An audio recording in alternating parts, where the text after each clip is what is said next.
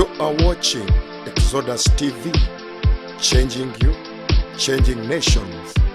Exodus chapter 14 verses 14. The Lord shall fight for you, and you shall hold your peace. Hear the voice of Holy Spirit, my heart.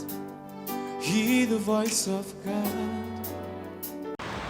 Abasaba ne banyabo mbaniriza Exodus TV yaffe ennungi esomesa naddala okuba nti mujjumbira puroguramu yaffe ey'amaka ageesiimisa.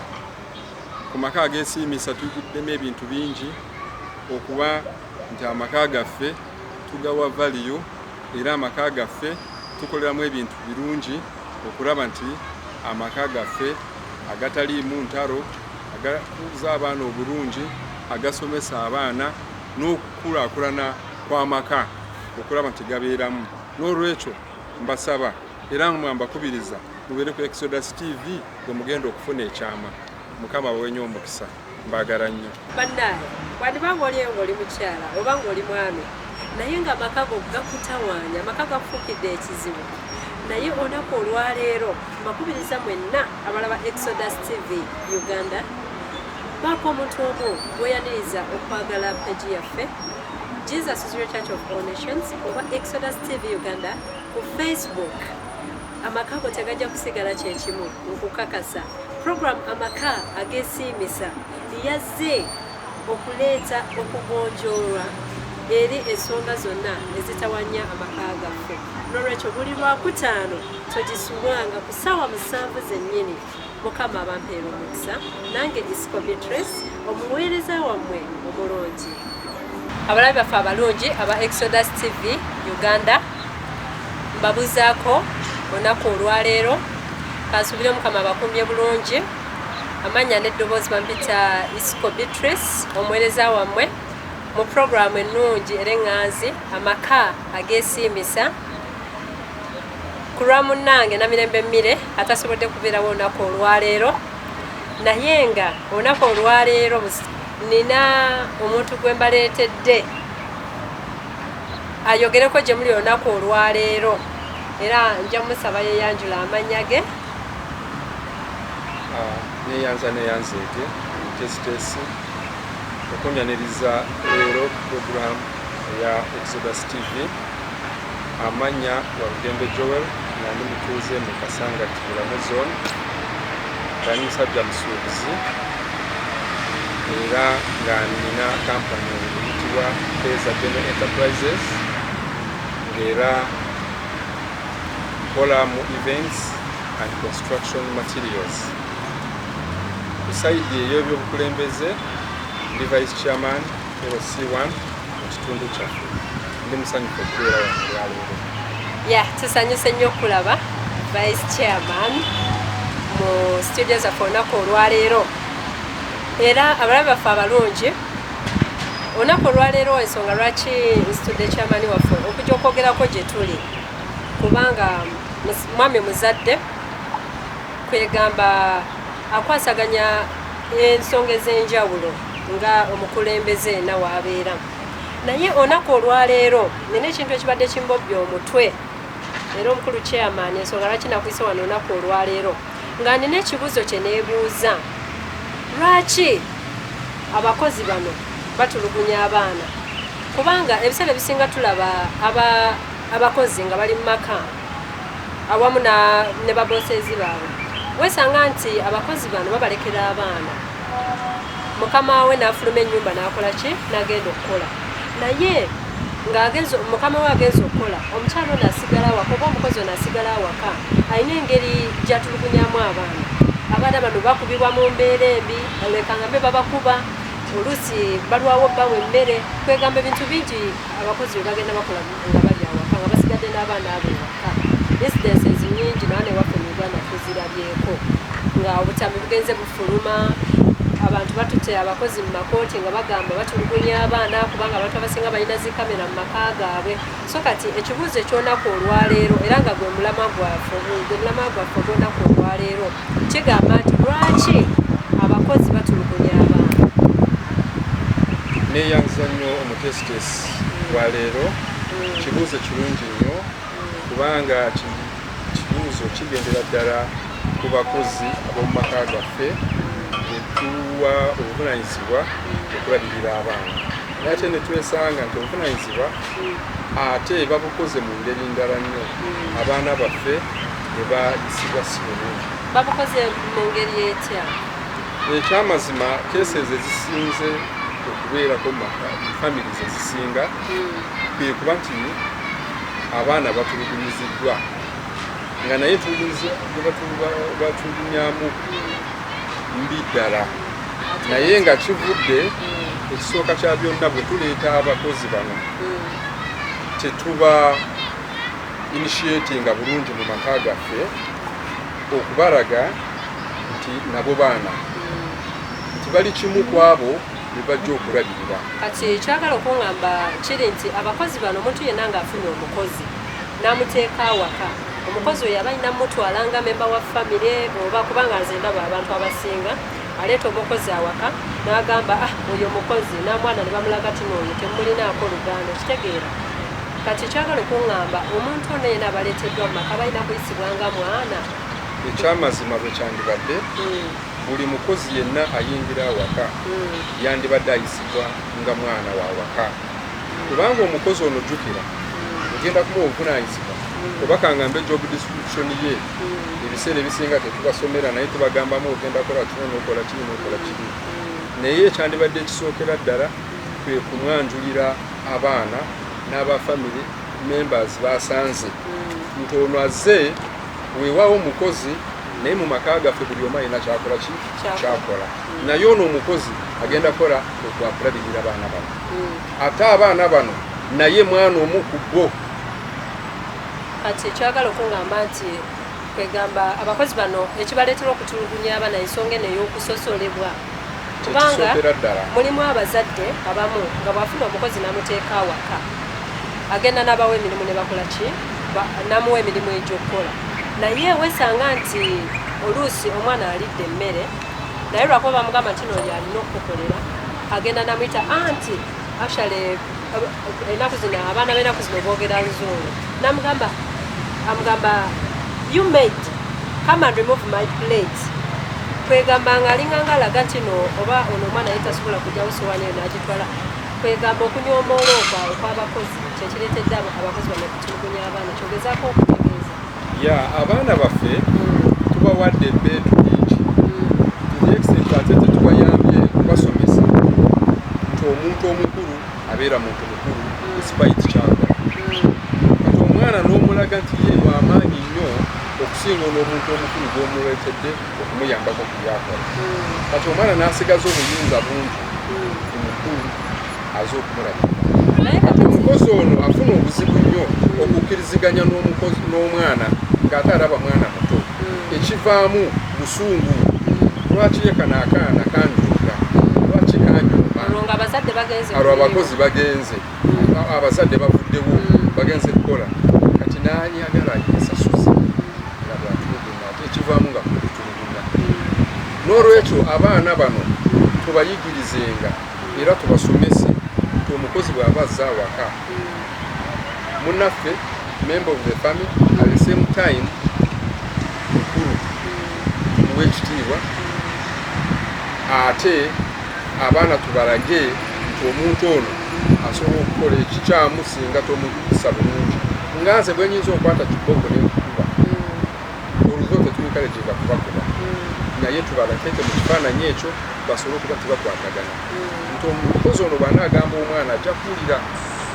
Egamba abaana bano basigala awaka balina like okubayigiriza okuwa ekitiibwa buli muntu yenna ali awaka mu kiti kye oba mukozi w'awaka obaani baba balina okumuwa respect naye ate wesanga nti waliwo ate abakozi kubanga abaana boyogerako be bano abakuzeekuzeemu nawe wesanga nti waliwo omukozi atulugunya omwana ng'omwana muto omwana akyali ku bbeera akyayoka tasobola kubaako kyayogera ng'omuntu naye nosanga omukozi akutte omuggo akuba omwana akoze kangambe oba pampa agyonoonye agimugyamu bw'ati n'atandika omumukuba empe kati ensonga eyo gwe nga gwe olowooza eyinza okuba eva ku ki ekyamazima ensonga eyo eviira ddala ku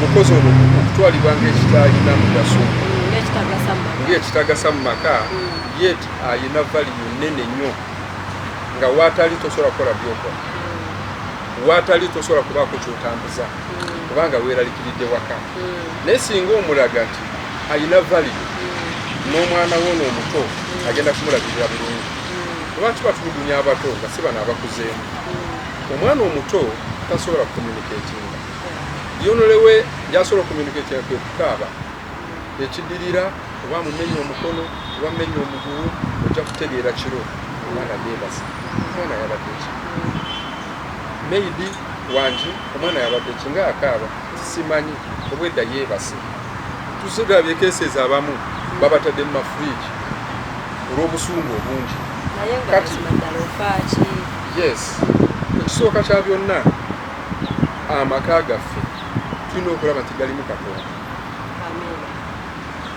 buli katonda buli lwabeera mu maka n'aba azeemu mu maka muli ekisooka kya byonna ajja kuyisibwa ng'omuntu owa bulijjo ekyokubiri ajja kulabira ddala kubanga amaka gatya katonda gamanyi valiyuzi z'abantu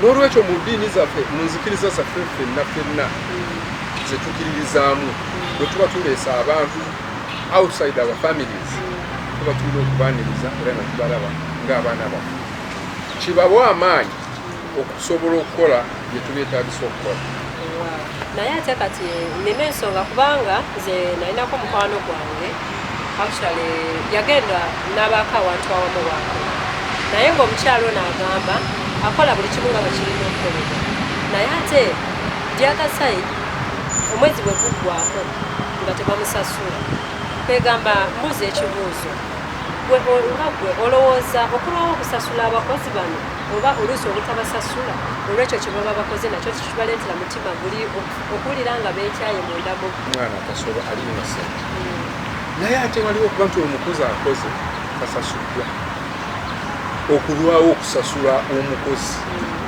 nsonga nkulu nnyo olw'ensonga nti buli akola yagenda okuva ewaabwe okujja mu makaago ng'alina ekimuleese era ng'alina ebyetaago by'alina oba alina ensonga lwaki akola buli mwezi bwe buba guwedde puliisi kwata sente ze zimuwe yamanyi bw'oba omuzadde nga bwe natandise nti ddala omwana alina okujja bw'aba azaawaka afuuka kimu famire osobola okumuyambako n'ogamba nga bw'ofunye omusaala okwala okutegeera bakagulawundi ekyava kola buuti ne buuti bw'oba tolina akawunti osobola okumugulirawo akawunti bw'aba talina bwaziteeka bw'aba nga olaba nga ate atandise kuzoonoona muweeko ku magezi kubanga yajja ewuwo akole asobole okwesiga naye bw'oba ate tomusasudde kimuleetera okuba nti asobola okutulugunya omwana wo osobole okukiraba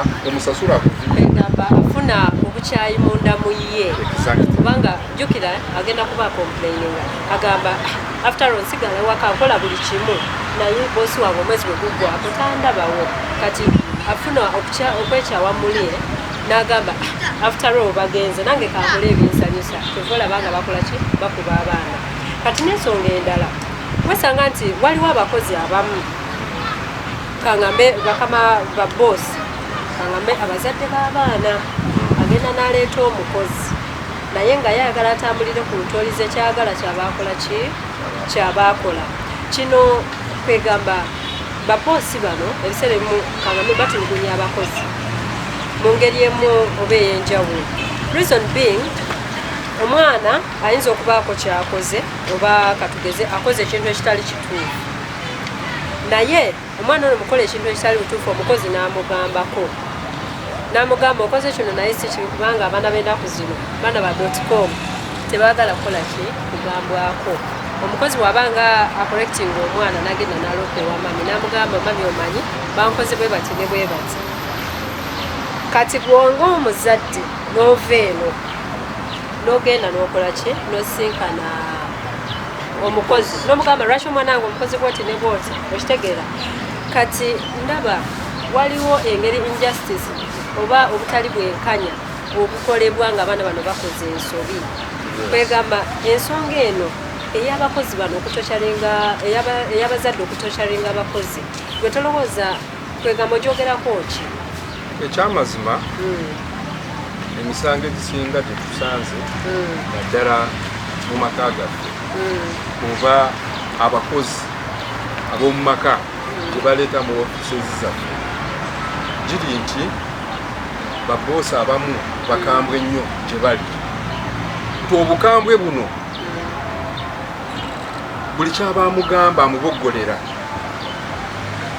buli bwagenda omutuma n'amuvuma gwe mukomba bokisi wave wammwe ng'oli bubi utuuse wano kati wuyo ogeze kaaka pega n'amulangira naye ate nga ye yamunoonya okumuleeta mu makaage n'olwekyo ebintu ebyo byonna byonna ebyo omukozi bw'abiteeka ku bwongo kimuleetera okuba nti bw'oba ovudde okuba atasobola kukubago obusungu bwonna agenda kubimalira naye oluusi baba bakambwe nawerekamu nga waliwo abakozi naawe ebintu bye bakola ng'olaba tebijja olina omujerega nedda ate kakati waliwo atajerege obuujo okujerega ate akusasulire mu mwana wo ekyandibadde ekituufu kwe kumusomesa n'omugayidinga n'omugamba ekyamazima kino bakikola bwe bati omwana bw'aba asobeza mukwate bwoti omwana bw'aba aze akuloopedde ng'omuzadde kate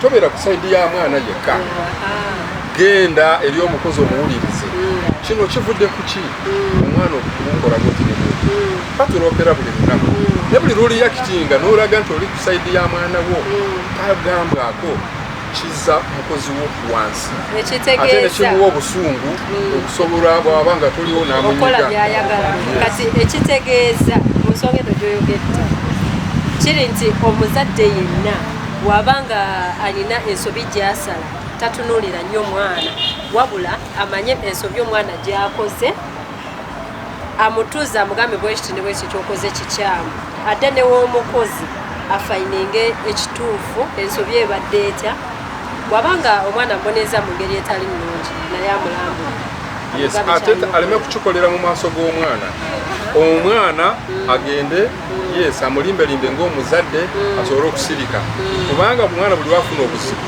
addukira wa muzadde kubanga ye situlite naye omukozi oli mudde ebbali gambe kyo kyamazima kyokoze tekirinde omwana mukwatibwa kinebwoti kubanga asobola okuloopa asobola okwogera kyekiri kyetwageddeko mu kisooka kino omuntu okumuwa ekitiibwa mu kintu kyonna kyagwamu kwegamba kino ekyokama kino omuzadde ali ku sayidi y'abaana kiraga nti no oli musosoze mu maka obwiki omukozi oba omusosola agenda ku endinga kumuyembera ekolaki etulugunya omwana nga nemuleseewo ya kakati nekintu ekyakyembadde njagala oyogereko actually kanzireyo kunsasula lwaki kiri nti baboosi bano tebaagala kusasula bakozi omukazi asigala ewakaawo nakola buli kimu nasiimula ennyumba nafumba kwegamba nakola buli kimu nga amaka ye galina obbeera naye omwezi negugwako omukozi ono n'atasasulwa ensonga eyo simanyi lwaki ngiremeddeko ensonga eyo giremeddeko naye ansa erisimple baboosi abasinga baligulidde bamululu lwaki nkyogedde bwe ntyo omukozi ono tebamuwa valiyo atachingako any valiyo ono wawaka boosi oyo naye gy'alaga naye mukozi naye ate ye omwezi gwe guba guwedde bakola ki bamusasula naye ono wawaka amulabira ddala kubanga amuliisa amunywesa amusuza amugulira olusi n'engoye n'amutiipinga n'amuwayo olugoye olukaddiye amulabira ddala nga talina ki no talina bwetaavu bwonna bwa ssente kweganga araba ne bwaba tamusasuliddewo tekimunyiga naye n'omukozi alina maama we ali mu kyalo gwe yaleka mu kyalo alina muganda we gwe yandyagadde agulire ku bitabo alina taata we alina senga we yamukuza jjajja we gy'ali lwaki omusalirawo n'ogamba nedda ogamba mululu kwe kulemesa ababosi wano okusasula abakozi. Kiddamu muki Mululu. Beddeko omukozi bw'aba akoze buli omu agwana mpeera ye mu budde obutuufu. Abalabe baffe abalungi mwebale nnyo okubeera kitundu Exodus TV. Katuwumulemu katono tukomewo n'ekitundu kyaffe ekiddako. Exodus TV, changing you, changing nations. Exodus chapter 14 verses 14. Hear the voice The Lord of shall God. fight for you, and you shall My hold heart. your peace. Hear the voice of Holy Spirit, my heart. Hear the voice of God. I pray for you as Jesus prayed for his disciples, viewers all over the world. May you stretch your hand in my thumb. The Lord is restoring you. The Lord is rebuking that devil. Sickness and diseases be vomited out. Out. Out. You sickness and diseases out. Out. Come out and go in the name of Jesus Christ. Amen. I pray for you. Be healed. Be healed. Be healed. Be healed. Be healed. I say be healed. Amen. In the name of Jesus Christ. Be delivered. Be delivered. Be delivered. You bad dreams stop. You demons come out. You demons come out. Come out. Come out. Come out. Come out. Out. Be free. In the name of Jesus Christ. Amen. You know, Jesus said in John 14, the Bible says, whatever we shall pray in his name. Let us go there. John 14. Bible egamba munansabanga ekigambo mu linnya lyange ekyo nakikolanga. Amen. Hallelujah. Amen. Whatever word we shall pray, believing in his name, he shall do it. Receive it. Amen. I say receive it. I receive. Receive it. I receive. Father, I pray for my ushers. Yes. I pray for the viewers all over the world. I pray for the congregants. I pray for the whole world. I pray for my nation. I pray for my president. I pray for those who are giving medical care to our COVID-19 patients. May you give them wisdom. May you give them wisdom. May you give them breakthrough. May you give them success in the name of Jesus Christ. Those who have no something to eat. They have nothing to eat, Lord. Give them food in the name of Jesus. There are those who have no money right now. Father, give them money right now.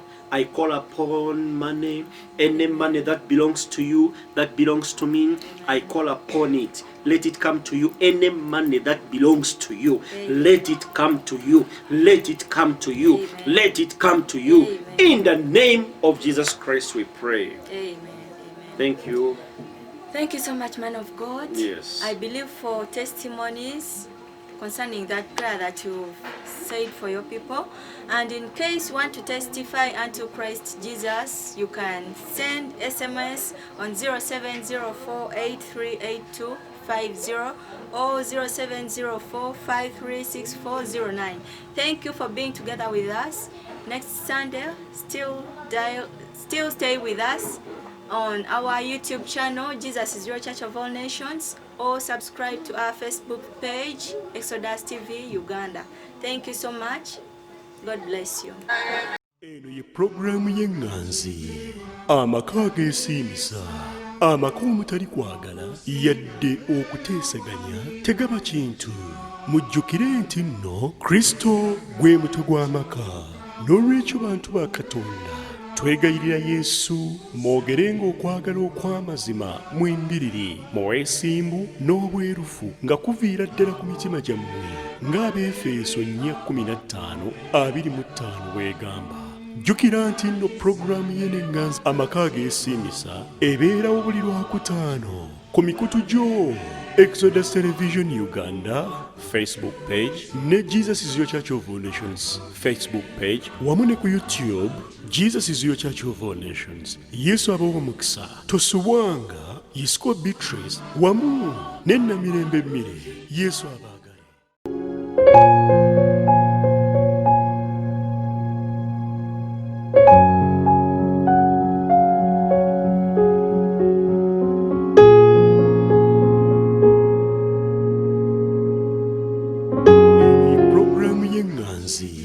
Amaka ageesiimisa, Amanya nze Aida Natume nga nze wano okubategeeza nti mbasaba mulabe Exodus TV nungi nnyo erina programu eya amaka agesimisa abaana enkuza y'abaana okuzimba omusingi ogw'enkya kulego gwange ddungi eryenkya eririmu ssanyu eririmu Katonda ffenna nange gyendaba njagala mwenna mugirabe tujja kuzimba amaka gaffe amalungi tusoba tukuzimbe eggwanga eryesimisa mbakoola mwenna abaana amawanga ag'ebweru mwenna mulabe mulimu ebyokuyiga bingi nnyo. Abalabi baffe abalungi tubalamusiza nnyo amanya Isiko Beatrice Namirembe Nyire abaweereza abo abalungi mu program amaka agesimisa buli Lwakutaano ku ssaawa 7 ez'amalya g'ekyemisana banaye togisubwa obufumbo si bitiibwa wabula buvunaanyizibwa okubeera n'amaka ageesiimisa wabula oteekeddwa okugoberera programu yaffe eŋŋanzi amaka agesimisa togisubwa. Abalaba baffe abalungi aba Exodus TV obadde okimanyi kino kyangu okubeera mu maka ng'oli mukyala ng'oli mufumbo oba ng'oli mwami ng'olina omukyala waka naye si kyangu okubeera n'amaka geesiimisa n'olwekyo buli Lwakutaano ku ssaawa 7 mbakubiriza mwenna temusubwanga programu yaffe amaka ageesiimisa. Programu eno erimu ebintu ebyenjawulo twogera ku ngeri gyesobola okubeeramu n'amaka ageesiimisa amaka agagenda okuwa emirembe n'olwekyo togisubwanga genda ku Facebook ononye Jesus is your Church of All Nations oba Exodus TV Uganda ojja kuba otufuna butereevu buli Lwakutaano ssaawa 7 wamu n'omuweerezaawo Isiko Beatrice wamu ne munnange Namirembe Mmire togisubwa.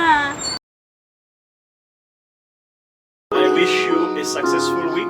Full of mercies. But I want to urge to the people who shall be starting to work and driving. It's a prophetic message. Let us drive with care. Because I see accident. And I see jubilation coming. Month of June and July. It is a month of jubilation. I salute you. I pray for all prophets, especially our Father in the Lord, Prophet T.B. Joshua. Yes, abalabi baffe abalungi mukulike eyo mu kaseera ako ak'okuwumulamu era nga tukomyewo ku mpewo omutwe gwaffe gugamba nti lwaki abakozi batulugunya abaana. Tulabye abaana bangi abatulugunyizibwa mu nsonga ez'enjawulo baleka abaana waka n'abakozi n'ate abakozi ne bakyukira abaana ne babayisa bubi nnyo of which kino si kirungi. N'olwekyo chairman katugende mu maaso tuweeyo ensonga endala lwaki abakozi bano batulugunya abaana kubanga kyemmanyi mu ofiisi yo ofuna ensonga ezeekusa ku mutwe gwaffe gw'olunaku olwaleero. Ekyamazima walonze omuntu omutuufu kubanga vice chairman mu kitundu kyonna ofiisi ye ekwatagana n'ensonga z'abaana. N'olwekyo oli ku katuufu. Wow. Ensonga endala lwaki okufulumizibwa mu baana kungi baawulibwamu nnyo ate okwawulibwamu batya omukozi kasemberera alina okusemberera dining ng'aleeseewo emmere tukira ye yafumbye emmere naye ate n'emmere gye yafumbye ne bamugamba nedda gweyiyo ojja kulya kawunga kali akembwa ketwaleese. Naawe lekamu kati oyagala omukozi afumbe emmere omukozi awakajja atule ku dining alye naffe emmere kati lwaki takyeri mu mwana we ate nga lwaki kati yafumbye emmere yafumbye emmere kulimu bwe yamusooseeko ate wano agireese ku mmeeza omugambe nange dayo mufumbiro oyo akawungako ne mutene nga yafumbye enkoko n'ettooke sikyabwekanya alabira ddala omuyisizaamu amaaso kati obusungu bwonna budda ku mwana agamba ate n'akola ntya njagala ssente n'olwekyo ekyamazima abakozi bano tubasembeze bw'ali emmere gy'oliddeko tekikugyako kintu kyonna bw'anywa ku kyayi gw'onyweddeko tekira kyekikuggyako kulita ebbiri oba emu gy'afumba buli lunaku bw'aba anyweddeko koota y'ekikopo nga kikopo kya kyayi naye n'asanyuka kimuwa confidence nti naawe omwagala naye buli lw'ogamba emmere yaffe gye tulyako gojja kulya ndala bannange obusungu wegamba baba bamulabanga amasikini awaka simanyi na bwe nyinza kiyita nze ekyamazima mbadde n'abakozi naye 16 December ngenda kweza emyaka 20 marriage naye nsobola okukakasa nti mbadde n'abakozi 4 in my marriage life ng'omukozi abana ababiri abo abaasookera ddala be bano abajja nnoonya kyakola nzireyo nsome n'akola n'abyeko naye the last 2 ng'oggyeko aliyo kati eyasooka yankolera emyaka 14 kati nverako byokka bye byamu keepinga waka n'abantu asobodde kubeerawo koolyako naye kaalyako everything mwana waka kyo nomugamba gwe muwala mukulu wenzadde kati bano bato kati ekyagala okungamba nti no omukozi ono w'amazze gwenga omukulu w'amaka oteekeddwa mulabanga muwalawo obanga mutabanyiwo yes for one reason or two okuprotectinga abaana ate ebiseera ebisinga abakozi bano obalaba omanyi lwaki babasosola omukyala mu maka amanya tino omuwala ono omuleesi manyi n'abakozi nabo baba n'ebigendererwa ebingi najja mu maka omusembeza omutadde ku lusegere k'olyako kalyako oluusi okwatala engoye zo n'ozimuwa kwegamba kubanga mulimu abakozi abo nga gyewuwo nga tamanyi nakweyonja nga n'okusala obusazi enjala buzibu nga n'okusanyira enviiri buzibu n'omuyigiriza byonna naye omukozi ono atuuka ekiseera mazima ddala n'ayagala okweddiza amaka naye ate gwe oli mukuŋŋamba nti no mufuule ng'omwana awaka genda mufuula ng'omwana naye bigenda okuva buli n'olwekyo ensonga eyo nze ngirabamu eggumba girinako question mark wandigiddeko olw'ensonga nasookedde ddala kugamba nti kasita amaka tegabaamu Katonda gasasika ne bw'ataba mukozi ono naye kasita oba omanyi nti mu bye mukola byonna Katonda ali wakati wa noono omukozi ojja kuba omanyi nti wakati wo ne mukyala wo noono omukozi waliwo entegeera bw'oba oli mweteekateeka okumulyamu olukwe mukazi wo then amaka gagana n'abaana bo bagenda kukola ki kubonaabona for the rest of their life naye nze nkugambye omukozi ono nze ne mukyala wange twakkiriziganya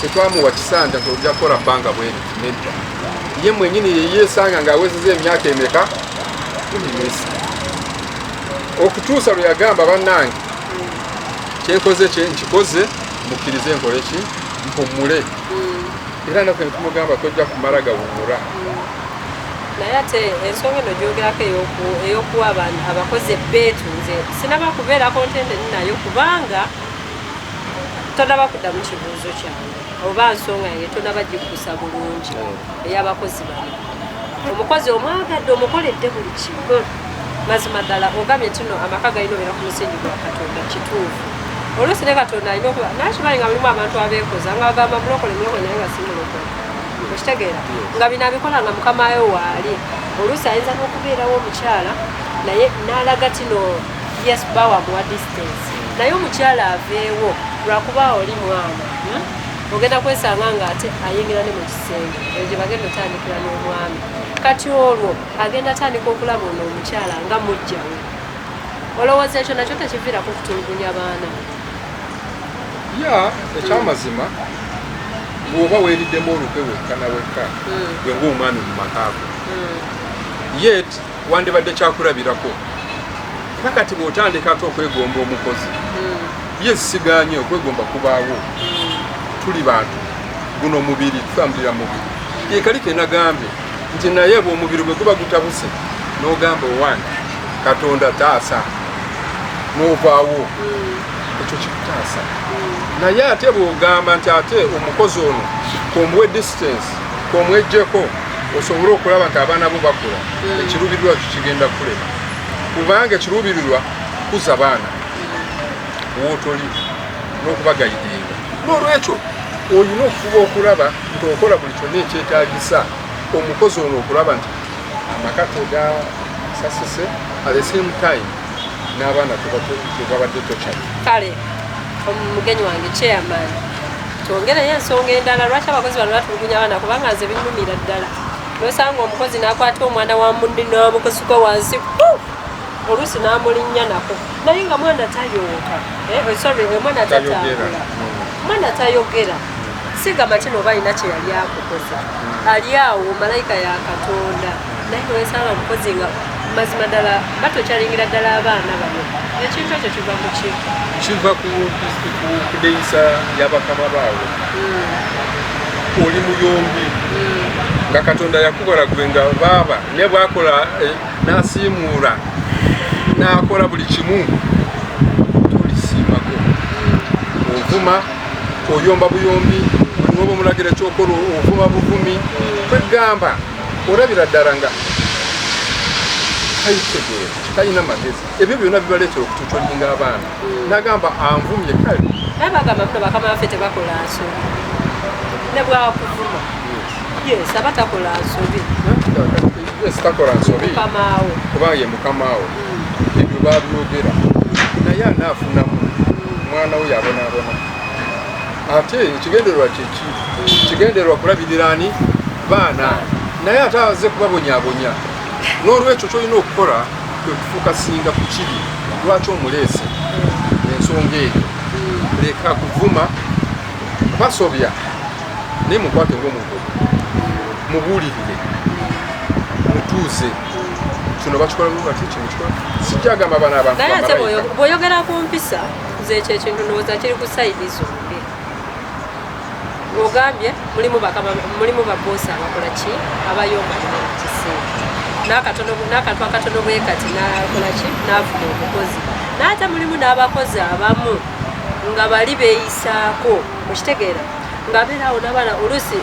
kati for instance owagala otegeera empisa z'omukozi oluusi oyinza okulaga tina ofulumya ennyumba naye ng'olinawe weekukumya wano nga wooli akulaga buli kimu akikola mwana wa mpisa naye otambulemu entanga 3 wekweka awantu amu ogenda wulira eddoboozi erimuvaamu ng'ayogera n'abaana yena akamuwala nagira biki nga naye ak'okuyomba mwekali okitegeera n'olwekyo nze kino ngamba kiri sayidi zombi kekali keragambe tesitesi nti olina okutunula sayidi zombi mutuuze toja mutuuza nga gwe namba emu kuyomba kitegeera naawe weekube mu kifuba raba nti amakago garwaninza otya busungu bikonde olwana buli lunaku nemamu abaana ensi yonna eraba nabo bajja kulwana naawe n'olwekyo nawe olina okusetinga president nti awaka ewange kino kyenjagalawo whereby nti buli omu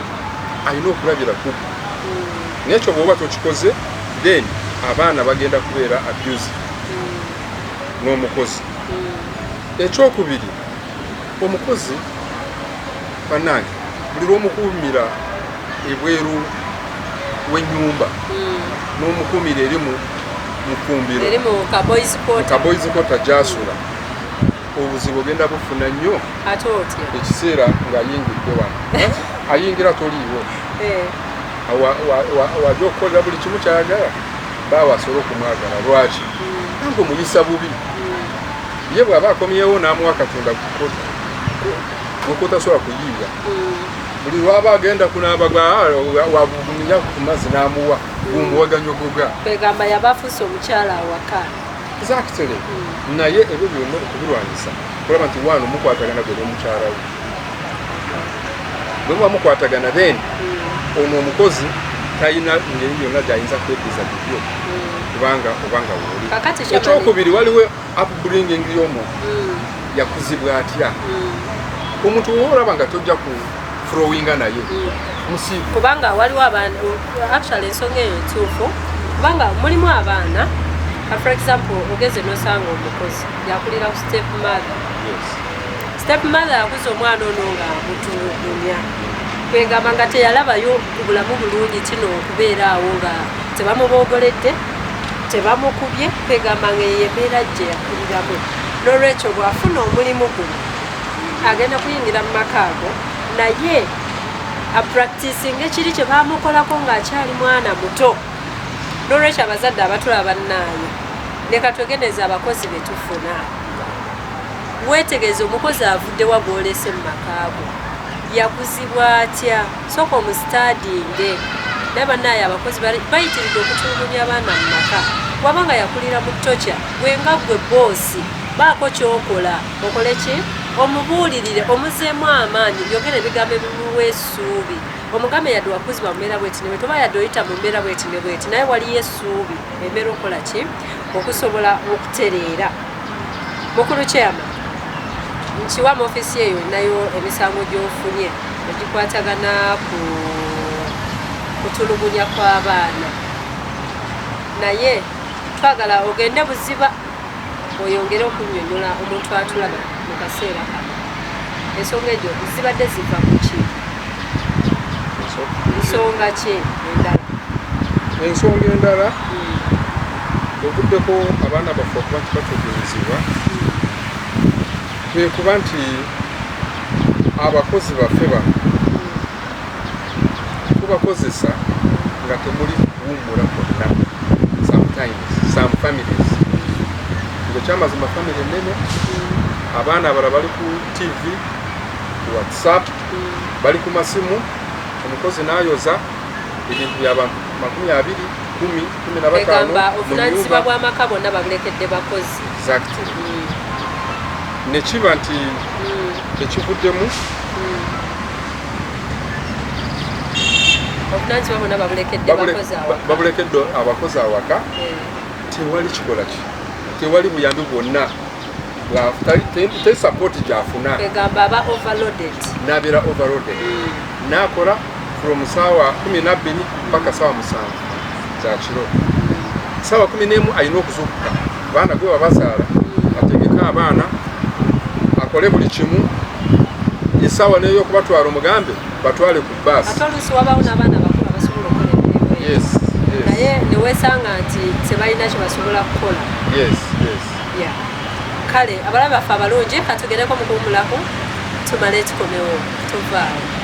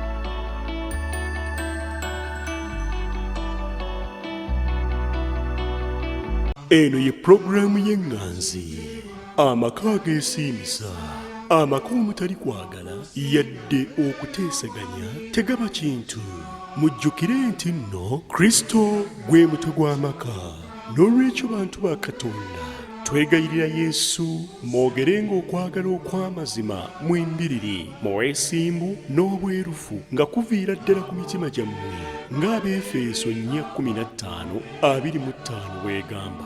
Jjukira nti nno pulogulaamu y'enenganzi amaka ageesiimisa ebeerawo buli Lwakutaano ku mikutu gyo Exodus Television Uganda Facebook page ne Jesus is your Church of All Nations Facebook page wamu ne ku YouTube Jesus is your Church of All Nations. Yesu abawa omukisa tosubwanga Yisiko Beatrice wamu ne Namirembe Mire. Yesu abaagale. Abasaba ne banyabo mbaniriza Exodus TV yaffe ennungi esomesa naddala okuba nti mujjumbira pulogulaamu yaffe ey'amaka ageesiimisa. Ku maka ageesiimisa tuguddemu ebintu bingi okuba nti amaka gaffe tugawa valiyu era amaka gaffe tukoleramu ebintu birungi okulaba nti amaka gaffe agataliimu ntalo agakuza abaana obulungi agasomesa abaana n'okukulaakulana kw'amaka okulaba nti gabeeramu. N'olwekyo mbasaba era mbakubiriza mubeere ku Exodus TV gwe mugenda okufuna ekyama. Mukama abawenye omukisa. Yes, bukulikeeyo mukuumula abale baffe abalungi aba Exodus TV Uganda. Ya mu kaseera kano ndine Vice Chairman omwami Joel era nga Shamani waffe olunaku olwaleero mbadde nsaba kati kiki kyolowooza ekiyinza okukolebwa okuyambako abaana bano abakozi bano butatulugunya baana.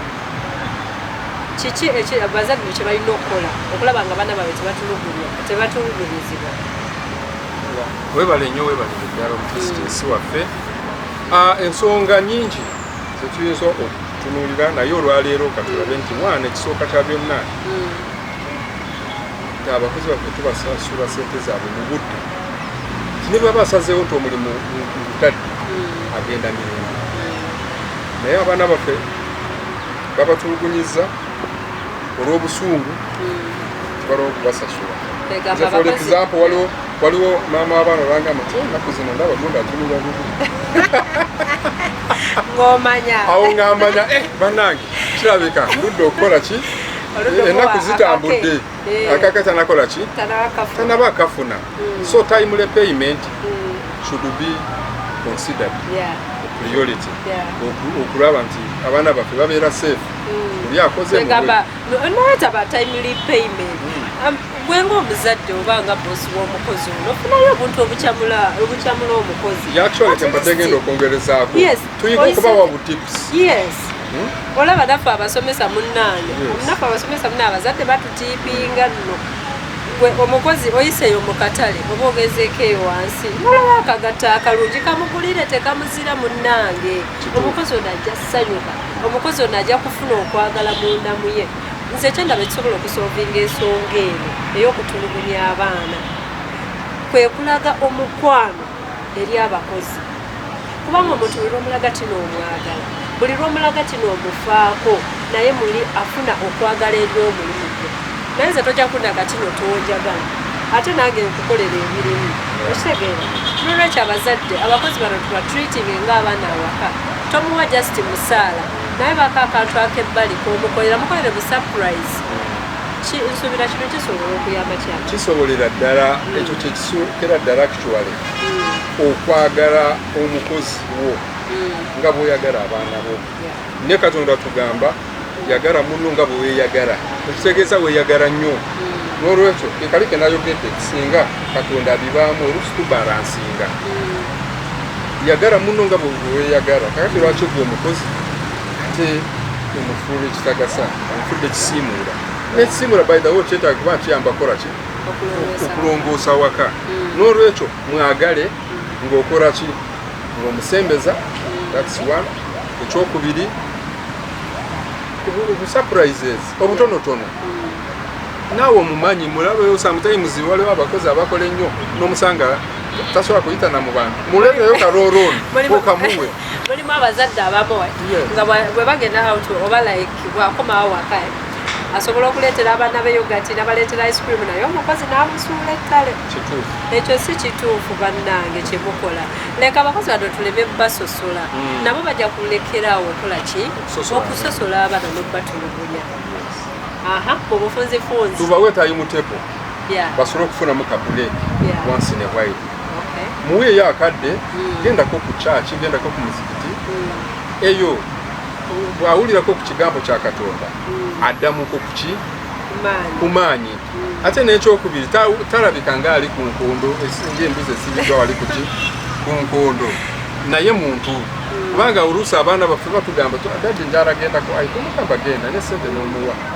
obwolumu naye mugambe genda naye ate omukozi namuleeta kulanda sigala waka akuume waffe tutambulemu n'abaana bange tugendeko out yasigala waka akuume akole emirimu gye gwe gwamuleeta sikutambulagana mu maka gajjo si gyoli funayo find time for your family mubeereko awaka imagine nga taliiwo what happens nga taliiwo nga tusiba mumanya taliiwo nga tusiba ennyumba nga ffe tugenda out kakati nno kirungi nnyo abatulaba buli kintu kyonna omuntu yenna gwowa omulimu make sure osobola ogwekolera wadde omuwadde ki omulimu tirwaba taliiwo sinomu kya bulijjo naye tugenda ne tunoonya abakozi ne tubawa emirimu naye ng'ekyamaze bawaavaawo tosobola kufumba wadde kyayi munamukulu kyamaanyi manyi olina ensonga zo nnyingi mpitirivu zo tezisobola kuggwayo naye mu bigambo nga bisatu bwebityo bina mbadde nsaba obeeko obubaka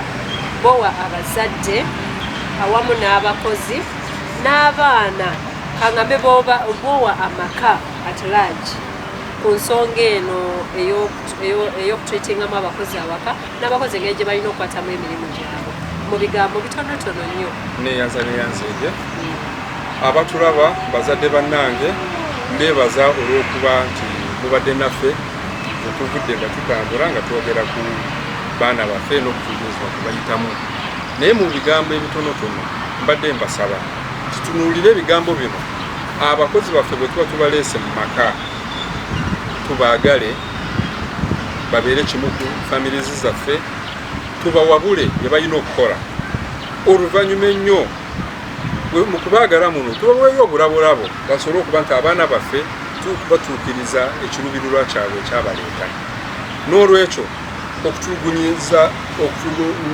abaana kibi ddala kuba be bakulembeze baffe ab'enkya ate Katonda yatuteekawo abatuwadde ng'ebirabo agenda kutubuuza twakola ki okulaba nti abaana abo tebatulugunyizibwa n'olwekyo obuvunaanyizibwa bwo nange okulaba nti oli omukozi bw'abazze naye baamuzaala naye mwana ayina amuyita maama ayina amuyita taata gere nti naawe ababo nga bwe bakuyita dadi oba mami naye mwana n'olwekyo muyise nga bwe wandiyagadde okuyisa olwo olw'ensonga esembayo humanity tubeere n'obuntu bulamu bwe tunaabeera n'obuntu bulamu tujja kutegeera nti mu buntu bulamu for example corona these days yakikoze yatutadde mu lyato limu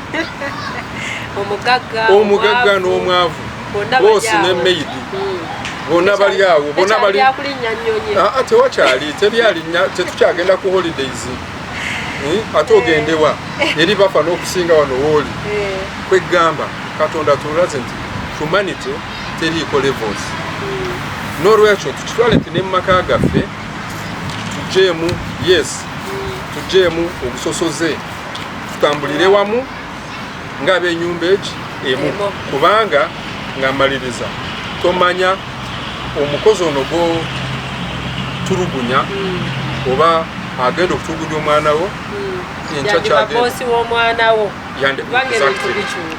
ebintu bikyuka kubanga one tulabye barandi roads ng'ate bafuuka bapangisa ne tulaba abadde kondakita ye investor n'olaba abadde aweereza ku kizimbe ate ye inginiya ono omuntu gw'oleesa awaka okulabirira abaana bo enkya ajja kufuuka te maama wa family enene nnyo somewhere else. Amen. Naye era buli wanaabeera ajja kwenyumirizaamu nti naye bwe nali mu maka ga gundi yankola bulungi era asigale ng'akusabira emikisa ate Mukama agiwulira. Amina. Webale nnyo kyamani waffe omulungi. Akakyamani mbadde kusaba atumirayo abantu nga basatu bokka basatu. Ekisooka kya byonna njala kutumira mukyala wange Agnes Babas Walugembe n'abaana bange Kristo, Lucia, Kilintha and Prince Tunju. Timbagala nnyo era Mukama bw'onnyo omukisa bankuumire. Asembayo bangambye basatu bokka. Asemberayo ddala maama wange asaala. Kansuubire luliba olwo olabe Exodus TV era owulire tinakutumira.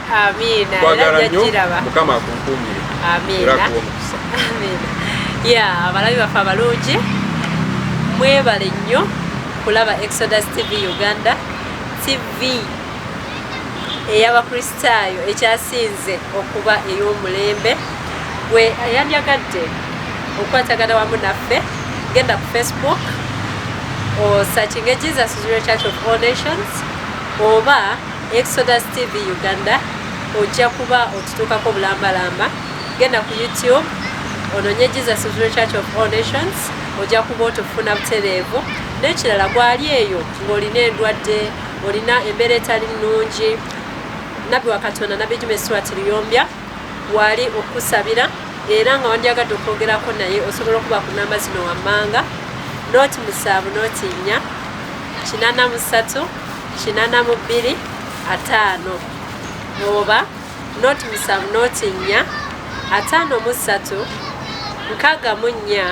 3 9 ojja kuba omufuna butereevu. Mwebale temwerabira saviisi yaffe egenda okuba live ku lunaku olwa Sande. Tosubwa okusinza okutendereza era tewerabira okweza ekimu kyo ekyekumi kweza enamba zembawadde. Kristo Yesu abanjagalire era abankuumire. Mweraba. Abasaba ne bannyabo mbaaniriza Exodus TV yaffe ennungi esomesa naddala okuba nti mujjumbira puroguramu yaffe ey'amaka ageesiimisa. Ku maka ageesiimisa tuguddemu ebintu bingi okuba nti amaka gaffe tugawa value era amaka gaffe tukoleramu ebintu birungi okulaba nti amaka gaffe agataliimu ntalo, agakuza abaana obulungi, agasomesa abaana n'okukulaakulana kw'amaka okulaba nti gabeeramu. N'olwekyo mbasaba era mwambakubiriza mubeere ku Exodus TV gwe mugenda okufuna ekyama. Mukama wenye omukisa. Mbagala nnyo. Bannaye bwandibanga oli ng'oli mukyala oba ng'oli mwami naye nga amaka go gakutawaanya, amaka gafuukidde ekizibu, naye olunaku olwaleero mbakubiriza mwenna abalaba Exodus TV Uganda baako omuntu omu gweyaniriza okwagala peegi yaffe Jesus is Real Church of All Nations oba Exodus TV Uganda ku Facebook. Amaka go tegajja kusigala kyekimu nkukakasa. Program amaka ageesiimisa yazze okuleeta okugonjoolwa eri ensonga zonna ezitawanya amaka gaffe. N'olwekyo buli Lwakutaano togisubwanga ku ssaawa 7 zennyini. Mukama abampeera omukisa. Nange Isco Beatrice omuweereza wammwe omulungi. Abalaba baffe abalungi aba Exodus TV obadde okimanyi kino kyangu okubeera mu maka ng'oli mukyala ng'oli mufumbo oba ng'oli mwami ng'olina omukyala waka, naye si kyangu okubeera n'amaka geesiimisa. N'olwekyo buli Lwakutaano ku ssaawa 7 mbakubiriza mwenna temusubwanga puroguramu yaffe amaka ageesiimisa. Puroguramu eno erimu ebintu ebyenjawulo. Twogera ku ngeri gyesobola okubeeramu n'amaka ageesiimisa, amaka agagenda okuwa emirembe. N'olwekyo togisubwanga, genda ku Facebook ononye Jesus is Real Church of All Nations oba Exodus TV Uganda ojja kuba otufuna butereevu. Lwakutaano ssaawa 7 wamu n'omuweerezaawo Isco Beatrice wamu ne munnange Namirembe Mire. Togisubwa.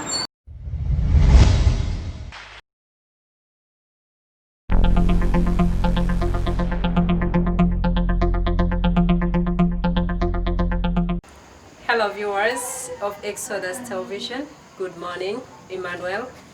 Praise the name of the Most High God. I welcome you today into this program of Faith Unfailing. But before we start off with the program, we shall begin with the Jesus is Real Church of All Nations updates. And I'm Isco Beatrice by names, together with Nama Rosemary.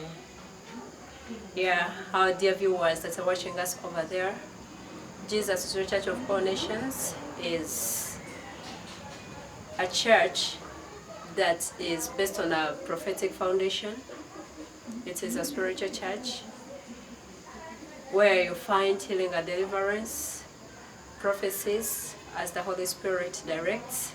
If you want to get in touch with Jesus is Real Church of All Nations, you can call on our numbers, which are +256 704 5364 09 or +256 704 838250, and you shall get in touch with us.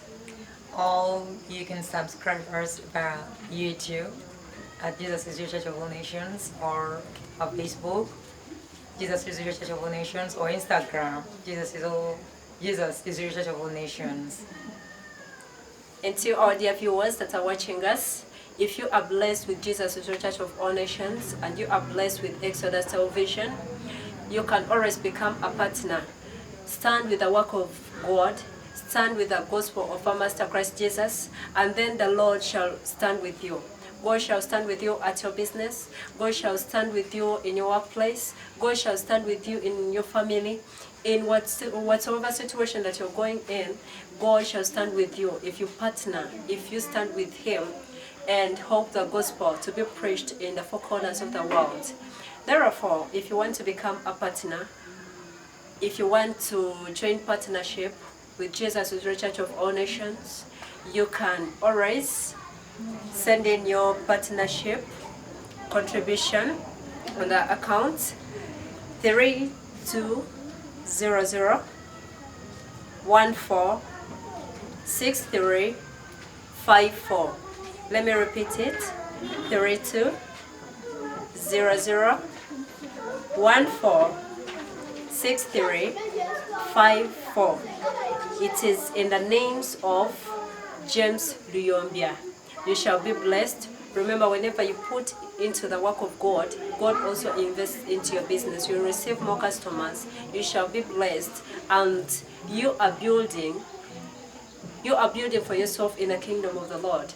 Therefore, we call upon all of you believers, all of you that are watching us, become partners with Jesus is Real Church of All Nations. For because we need your support for this gospel to move ahead.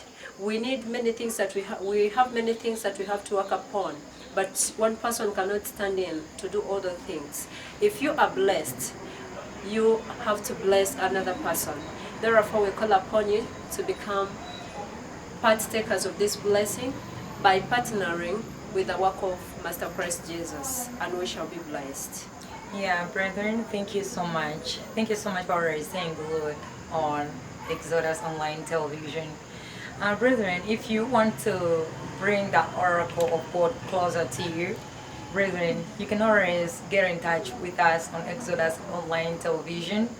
As you watch, as you like, as you comment and share, always make sure that you stay glued and make sure that you share in groups, or you can follow us on our YouTube channel, which is Jesus is Real Church of All Nations. You shall get in touch with the prophet of God, Prophet Jimmy Stewart Luyombia. You shall watch Exodus Television. There is a lot for you, just for your spiritual growth and to be encouraged, to transform your life. Don't miss out. Yeah, and whenever you watch Exodus Online Television, it means that you're partnering with God. So God shall also partner with you in whichever thing that you touch, in whichever thing that you do, in the mighty name of Jesus. Yeah, and so brethren, I'd like to introduce to you this book. It is entitled Breaking of Witchcraft. This is a book edited, directed, and written by God's Oracle Prophet Jimmy Stewart Iriombia. If you would like to get in touch with us to get yourself a copy, brethren, a copy is 20,000 Ugandan shillings. So when you read this book, you shall get to know, you shall be guided. It's like a guideline. You shall be guided on how to stand in scriptures while praying as you break, as you destroy, and you cancel out every witchcraft that was planted by an enemy within your life. You know, brethren, we move through a lot of afflictions. We move through a lot of iniquities as we are being afflicted by the enemy devil. You know, somebody came, brought witchcraft in your workplace, someone brought witchcraft within your house, somebody brought witchcraft upon your land. You know, you bought a land, but you wanted to build in it, but it has taken a lot of time without anything going on, no construction, no nothing. Whenever you think of doing something upon your land, you run out of money. You know, your finances become stagnant. So brethren, this book is a guideline.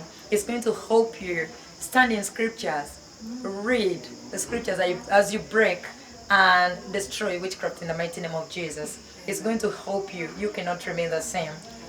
Yeah. Therefore, brethren that are watching us today, just keep on liking. May you share the link of Jesus Restored Church of All Nations to all your friends, and you shall be blessed. Don't forget to call on our numbers in case you need to speak to the man of God, in case you need to inquire something about the ministry, which are +256 704.